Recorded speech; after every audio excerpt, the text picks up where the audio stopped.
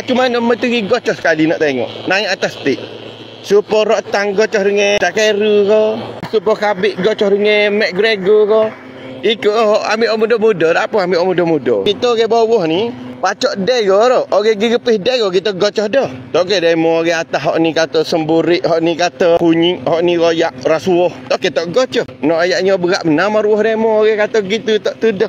Kena duk kita ke. Orang gepih dego gocoh itu sungguh. Kami tak akan gaji pun duk gocoh-gocoh. Nak ayatnya kita orang bawah ni, nak ayat lucu tak lucu main politik tak. Demo hak makan gaji besar-besar. Tapi demo duk ahli parlimen popan buah tubik makan sekali. Elang boleh. Tak ada lah menteri orang Malaysia dengan setakat ni.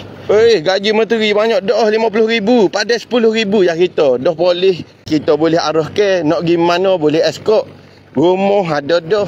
Naik kereta, naik jet, ada elang belakang. Pada gaji kita ni sekian-sekian je. Macam tu. Tapi bunyi macam jahat pula. Tapi nak tengok juga tu menteri gocoh sekali atas stik. Maknanya jolo kau saya kau rakyat gocoh sekali nak tengok.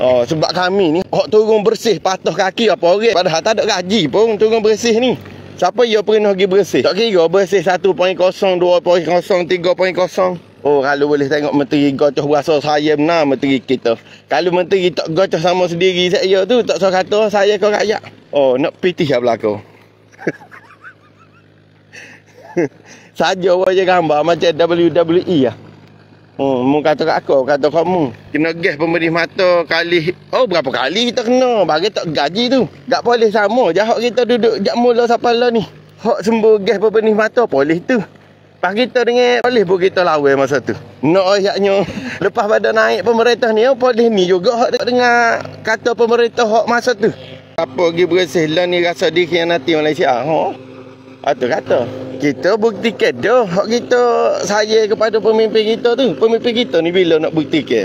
Itu kata nak tengok bergocoh sekali. Tak okey kita orang bawah bendera kena repih bergocoh. Demo orang atas.